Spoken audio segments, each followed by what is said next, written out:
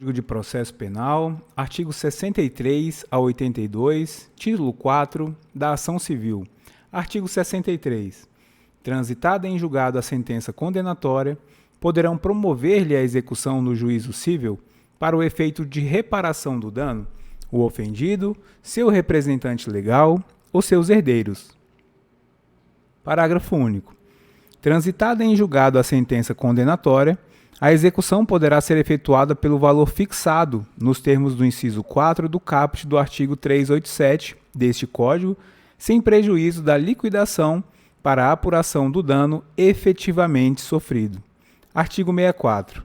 Sem prejuízo do disposto no artigo anterior, a ação para ressarcimento do dano poderá ser proposta no juízo civil contra o autor do crime e, se for o caso, contra o responsável civil. Parágrafo único. Intentada a ação penal, o juiz da ação civil poderá suspender o curso desta até o julgamento definitivo daquela. Artigo 65. Faz coisa julgada no cível a sentença penal que reconhecer ter sido o ato praticado em estado de necessidade, em legítima defesa, em estrito cumprimento de dever legal ou no exercício regular de direito. Artigo 66. Não obstante a sentença absolutória no juízo criminal, a ação civil poderá ser proposta quando não tiver sido categoricamente reconhecida a inexistência material do fato. Artigo 67. Não impedirão igualmente a propositura da ação civil: 1. O despacho de arquivamento do inquérito ou das peças de informação. 2. A decisão que julgar extinta a punibilidade.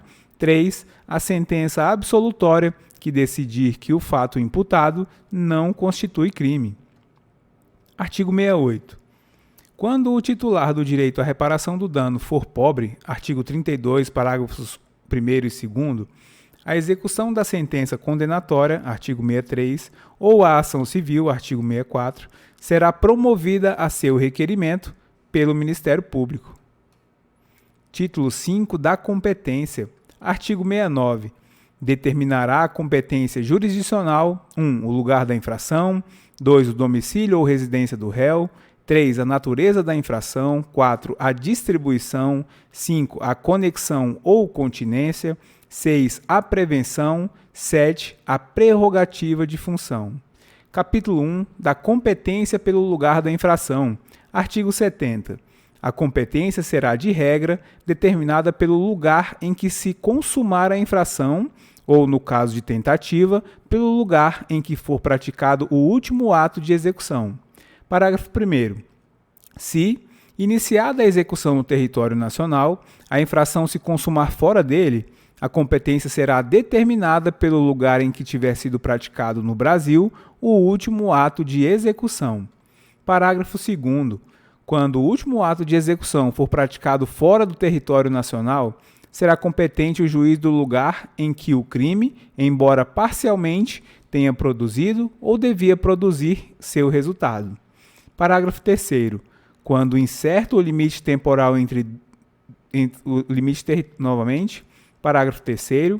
Quando incerto o limite territorial entre duas ou mais jurisdições, ou quando incerta a jurisdição por ter sido a infração consumada ou tentada nas divisas de duas ou mais jurisdições, a competência firmar-se-á pela prevenção.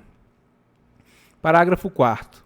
Nos crimes previstos no artigo 171 do Decreto-Lei 2848 de 40, Código Penal, quando praticados mediante depósito, mediante emissão de cheques, sem suficiente provisão de fundos em poder do sacado, ou com o pagamento frustrado, ou mediante transferência de valores, a competência será definida pelo local do domicílio da vítima, e em caso de pluralidade de vítimas, a competência firmar-se-á pela prevenção. Artigo 71. Tratando-se de infração continuada ou permanente, praticada em território de duas ou mais jurisdições, a competência firmar-se-á pela prevenção. Capítulo 2 da competência pelo domicílio ou residência do réu. Artigo 72. Não sendo conhecido o lugar da infração, a competência regular-se-á pelo domicílio ou residência do réu. Parágrafo 1º. Se o réu tiver mais de uma residência, a competência firmar-se-á pela prevenção. Parágrafo 2º. Se o réu não tiver residência certa ou for ignorado o seu paradeiro, será competente o juiz que primeiro tomar conhecimento do fato. Artigo 73. Nos casos de exclusiva ação privada, o querelante poderá preferir o foro de domicílio ou residência do réu, ainda quando conhecido o lugar da infração. Capítulo 3. Da competência pela natureza da infração. Artigo 74. A competência pela natureza da infração será regulada pelas leis de organização judiciária, salvo a competência privativa do tribunal do júri. Parágrafo 1º. Compete ao tribunal do júri o julgamento dos crimes previstos nos artigos 121, parágrafos 1º e 2º, 122, parágrafo único, 123, 124, 125, 126 e 127 do Código Penal, consumados ou tentados. Parágrafo 2º. Se, iniciado o processo perante um juiz, houver desclassificação para a infração da competência de outro, a este será remetido o processo, salvo se mais graduada for a jurisdição do primeiro, que, em tal caso, terá sua competência prorrogada. Parágrafo 3º. Se o juiz da pronúncia desclassificar a infração para outra atribuída à competência de juiz singular, observar-se-á o disposto no artigo 410, mas, se a desclassificação for feita pelo próprio tribunal do júri, a seu presidente caberá proferir a sentença. Artigo 492, parágrafo 2º. Novamente, parágrafo 3º. Se o juiz da pronúncia desclassificar a infração para outra atribuída à competência de juiz singular, observar-se-á o disposto no artigo 410, mas, se a desclassificação for feita pelo próprio tribunal do júri, a seu presidente caberá proferir a sentença. Artigo 492, parágrafo 2º. Capítulo 4. Da competência por distribuição. Artigo 75. A precedência da distribuição fixará a competência quando, na mesma circunscrição judiciária, houver mais de um juiz igualmente competente. Parágrafo único. A distribuição realizada para o efeito da concessão de fiança ou da declaração de prisão preventiva ou de qualquer diligência anterior à denúncia ou queixa prevenirá o da ação penal. Capítulo 5. Da competência por conexão ou continência. Artigo 76. A competência será determinada pela conexão 1. Se, ocorrendo duas ou mais infrações, houverem sido praticadas ao mesmo tempo por várias pessoas reunidas ou por várias pessoas em concurso, embora diverso o tempo e o lugar, ou por várias pessoas umas contra as outras. 2. Se no mesmo caso houverem sido umas praticadas para facilitar ou ocultar as outras, ou para conseguir impunidade ou vantagem em relação a qualquer delas. 3. Quando a prova de uma infração ou de qualquer de suas circunstâncias elementares influir na prova de outra infração. Artigo 77. A competência será determinada pela continência quando 1. Duas ou mais pessoas forem acusadas pela mesma infração. 2. No caso de infração cometida nas condições previstas nos artigos 51, parágrafo 1º, 53, segunda parte e 54 do Código Penal. Artigo 78.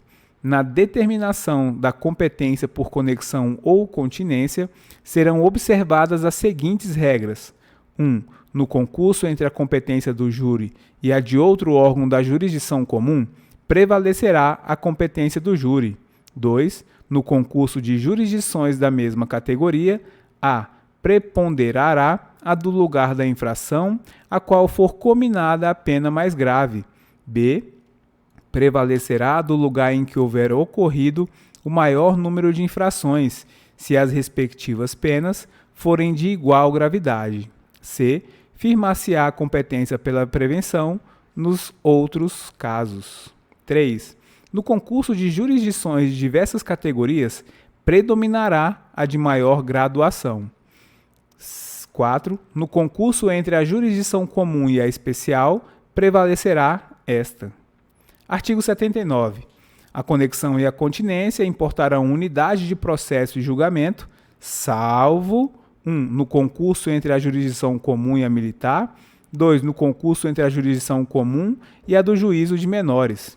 Parágrafo 1º.